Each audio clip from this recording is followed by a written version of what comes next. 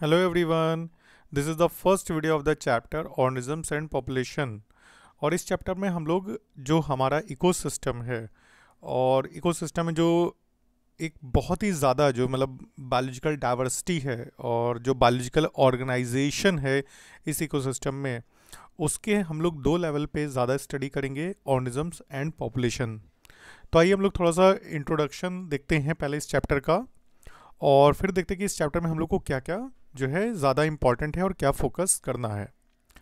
देखिए, जैसा लिखा कि हमारा जो वर्ल्ड है, लिविंग वर्ल्ड जो है, वो बहुत ही ज़्यादा डाइवर्स है, बहुत ही ज़्यादा इसमें वैरायटी ऑफ ऑर्गेनिजम्स हैं और एंड अमेजिंगली कॉम्प्लेक्स, और बहुत ही ज़्यादा कॉम्प्लेक्स भी है। दैट मीन्स इतनी जो लार्ज डाइवर्सिटी है ऑर्गेनिजम्स की, तो इसके लिए इसमें जो ऑर्गेनिजम्स का रिलेशनशिप है एक दूसरे के साथ, उनके इन्वायरमेंट के साथ, ये बहुत ही ज़्यादा कॉम्प्लेक्स है। मतलब तो वी कैन ट्राई, हम लोग इसकी कॉम्प्लेक्सिटी को समझ सकते हैं बाय इन्वेस्टिगेटिंग प्रोसेसेस। मतलब जो इस बायोलॉजिकल ऑर्गेनाइजेशन में जो प्रोसेसेस हैं, जो वर्क है, उनको अगर हम कुछ लेवल्स पे बांट सकते हैं। जो हमारा बायोलॉजिकल ऑर्गेनाइजेशन है उसमें हम लोग कुछ लेवल पे बांट के पढ़ सकते हैं। जैसे जो सबसे छोटा लेवल है दैट इज़ माइक्रो मॉलिक्यूल, जिसमें हम लोग प्रोटीन, फैट, कार्बोहाइड्रेट, लिपिड्स, इनको ऑर्गेनाइजेशन पढ़ते हैं। फिर जब ये बायोमोलिक्यूल्स अरेंज होते हैं तो बनाते हैं सेल। तो सेलुलर लेवल पे हम अपने बायोलॉजिकल ऑर्गेनाइजेशन को पढ़ सकते हैं। सेल्स जब कंबाइन करती हैं तो बनता है टिश्यू। टिश्यू लेवल पे हम देखते हैं कि बहुत ही वैरायटी ऑफ टिश्यूज़ होते हैं इस लिविंग वर्ल्ड में। देन टिश्यू जब अरेंज होते हैं तो ऑर्गन्स फॉर्म करते हैं। तो ऑर्गन्स लेवल पे देखें तो बहुत सारे डिफरेंट ऑर्गन्स हैं। इंडिविजुअल इंडिविजुअल बेसिस पे देखें तो बहुत सारे डिफरेंट इंडिविजुअल ऑर्गेनिजम्स हैं। ऑर्गेनिज्म जो इंडिविजुअल ऑर्गेनिज्म है, किसी एक स्पेशीज़ के कई मेंबर अगर एक एरिया में हैं तो उसे हम पॉपुलेशन बोलते हैं। तो पॉपुलेशन वाइज भी जो है बहुत ही ज़्यादा वैरायटी है हमारे बायोलॉजिकल वर्ल्ड में। कई एनिमल्स की पॉपुलेशन है, कई प्लांट्स की हैं, मतलब बहुत सारे ऑर्गेनिजम्स की पॉपुलेशन जो हैं वो हैं एक जगह पे। फिर अगर हम लिविंग किसी एक एरिया में सभी पॉपुलेशंस को एक साथ स्टडी करते हैं तो बनता है community, that is biotic community. तो बायोटिक कम्युनिटी वाइज अगर हम देखें तो कम्युनिटी के भी कई वैरायटी हैं। और किसी एक एरिया में जो वहाँ की बायोटिक कम्युनिटी है, मतलब वहाँ का टोटल लिविंग ऑर्गेनिजम्स हैं, और जो वहाँ का ए बायोटिक इन्वायरमेंट है, दैट मीन्स जो वहाँ का जो इन्वायरमेंट है, जो नॉन लिविंग कंपोनेंट हैं, जैसे सॉयल है, एयर है, जो विंड है आपका, सनलाइट है, ठीक है, वाटर है, ये सब जो ए बायोटिक कंपोनेंट है, इनको और बायोटिक कंपोनेंट को एक साथ अगर हम स्टडी करते हैं तो वो बनता है इकोसिस्टम। एंड अगर इस अर्थ पे कई ऐसे जोग्राफिकल रीजन्स हैं जिसमें कई इकोसिस्टम होते हैं। और जोग्राफिकल रीजन इस तरह से, जैसे कहीं पे बहुत ज़्यादा कोई ठंडा एरिया, जैसे आर्कटिक रीजन्स हैं, ठीक, जैसे एंटार्क्टिक है जो रीजन्स हैं, जैसे आपका टुंड्रा है, जैसे आपका एवरग्रीन फॉरेस्ट हैं, ठीक है, जैसे डेसिडुअस फॉरेस्ट है, मतलब जो एक पर्टिकुलर, जैसे डेजर्ट्स हैं, ठीक है। तो ये सब क्या हैं, एक बायोम्स हैं। तो हमारी अर्थ को कई बायोम्स में डिवाइड किया गया है। तो अगर हम बायोलॉजिकल ऑर्गेनाइजेशन को बहुत बड़े लेवल पे देखें, तो वो बायोम्स होगा।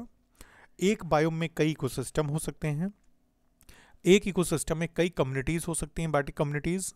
और बायोटिक कम्युनिटीज़ में एक एक कम्युनिटी में कई पॉपुलेशंस हो सकती हैं। एक पॉपुलेशन में कई ऑर्गेनिजम्स हो सकते हैं, और कई ऑर्गेनिजम्स जो हैं, हर एक ऑर्गेनिजम्स में कई ऑर्गन्स हो सकते हैं, और एक ऑर्गन में कई टिश्यूज़ हो सकते हैं, और एक टिश्यू में बहुत सारी सेल्स हो सकती हैं, और एक सेल में बहुत सारे ये जो है मैक्रोमोलिक्यूल ये हो सकते हैं। तो अगर इधर से फ्रॉम लेफ़्ट टू राइट चलें, मैक्रोमोलिक्यूल्स टू बायोम्स, तो जो है साइज़ प्लस जो वो है बढ़ रहा है इनका जो ऑर्गेनाइजेशन है। और अगर हम बायोम से मैक्रोमोलिक्यूल की तरफ जाते हैं तो जो है वो जो साइज़ है और जो उनका लेवल है वो घट रहा है। तो इस चैप्टर में बेसिकली हम लोग ऑर्गेनिज्म लेवल और पॉपुलेशन लेवल, इन दो को डिटेल में स्टडी करेंगे। देखो, अगर हम किसी भी बायोलॉजिकल ऑर्गेनाइजेशन, मतलब किसी भी बायोलॉजिकल ऑर्गेनाइजेशन का अगर हम किसी भी लेवल को अगर स्टडी करें तो मेनली हम दो तरह के क्वेश्चन पूछ सकते हैं। ठीक है, जैसे एग्जाम्पल के तौर पे, जैसे कभी हम बुलबुल को जो है बर्ड है, वो अगर गार्डन में सुबह मॉर्निंग अर्ली मॉर्निंग वो अगर गाना गा रही है, आपको पता है कि बुलबुल जो है वो गाना गाती है, और उसका जो जो उसकी वॉइस है वो बहुत ही ज़्यादा स्वीट है, तो हम उससे क्वेश्चंस इस तरीके से हमारे क्वेश्चन मन में उठते हैं कि how does the bird swing, मतलब ये जो बर्ड है ये स्विंग कैसे कर सकती है, कैसे गाना गा सकती है, and why does the bird sing, और जो बर्ड है वो क्यों गाना गा रही है। तो ये जो दो तरह के क्वेश्चन है कि हाउ टाइप और वाई टाइप, है ना। जैसे जो है हाउ टाइप कैसे, और वाई का मतलब क्यों। अगर हम ये देखें तो हाउ टाइप मतलब कैसे, अगर हम जानना चाहते हैं तो दैट मीन्स हम ये जानना चाहते हैं कि वो जो पर्टिकुलर प्रोसेस है उसके पीछे का मैकेनिज़्म क्या है। ठीक है, मतलब वो अगर कोई प्रोसेस हो रही है तो उसके पीछे का मैकेनिज़्म क्या है। और अगर हम वाई कि क्यों गाना गा रहे हैं, तो हम ये जानेंगे कि उस मैकेनिज़्म का सिग्निफिकेंस क्या है, मतलब इम्पोर्टेंस क्या है, भाई वो ऐसा क्यों गाना गा रही है। तो अगर हम दो तरह के क्वेश्चन देखें अपने किसी भी बायोलॉजिकल ऑर्गेनाइजेशन को अगर हम स्टडी करें और दो तरह के क्वेश्चंस पे हम फोकस करें कि कैसे और क्यों, तो पहले क्वेश्चन जैसे एग्जांपल में अगर हम देखें फॉर द फर्स्ट क्वेश्चन, जो पहला क्वेश्चन था, तो आंसर ये हो सकता है कि भाई कैसे वो गाना गा सकती है। तो उसका जो वॉइस बॉक्स है, जैसे हम लोग की बॉडी में भी लैरिंग्स होता है ट्रैकिया के ऊपर जो साउंड प्रोड्यूस करता है, वैसे उसका भी वॉइस बॉक्स है। उस वॉइस बॉक्स के ऑपरेशन से, की वर्किंग से वो इतना अच्छा गाना गाती है, और जो उसकी वाइब्रेटिंग बोन होती है बर्ड में, जो उनकी हेल्प से वो इतना अच्छा गाना गा सकती है। अगर हम सेकंड क्वेश्चन पे फोकस करें कि क्यों गाना गाती है, तो होगा कि दैट में आंसर में line the birds need to communicate with its mate, कि इसका मतलब ये है कि जो बर्ड है वो उसके जो दूसरे साथी हैं उनसे कम्युनिकेट करती है, इसके थ्रू बात करती है ड्यूरिंग ब्रीडिंग सीजन। ठीक है, मतलब जो उसका जो दूसरा पार्टनर है उससे वो इस ब्रीडिंग सीजन में इसके थ्रू जो है बात कर सकते हैं, कम्युनिकेशन हो सकता है। अगर आप अपने चारों तरफ देखो, तो अगर आप साइंटिफिक फ्रेम से, मतलब क्यों और कैसे, अगर इस ये जो दो तरह के क्वेश्चन होते हैं हाउ एंड वाई टाइप, ये आपके ब्रेन का एक साइंटिफिक एरिया, दैट मीन्स अगर आप इस तरह के क्वेश्चन सोचते हो तो दैट कि मतलब आप एक साइंटिस्ट की तरह सोच रहे हो, तो you will certainly up two way many interesting questions, तो आपको बहुत सारे क्वेश्चंस दिमाग में आएंगे, क्योंकि बहुत सारी प्रोसेसेस आप अपने चारों तरफ देखोगे। जैसे वाई आर नाइट ब्लूमिंग, मतलब रात को जो खिलने वाले जो फ्लावर्स हैं वो जनरली वाइट क्यों होते हैं, उन मतलब कलरफुल क्यों नहीं होते, ब्राइट कलर क्यों नहीं होते। हाउ डज द बी, जो मधुमक्खी है उसको कैसे पता चलता है कि किस फ्लावर में नेक्टर है। ठीक है, और why does the cactus have so many, जो कैक्टस है आपको पता है कैक्टस जो प्लांट है उसमें इतने ज़्यादा कांटे क्यों होते हैं।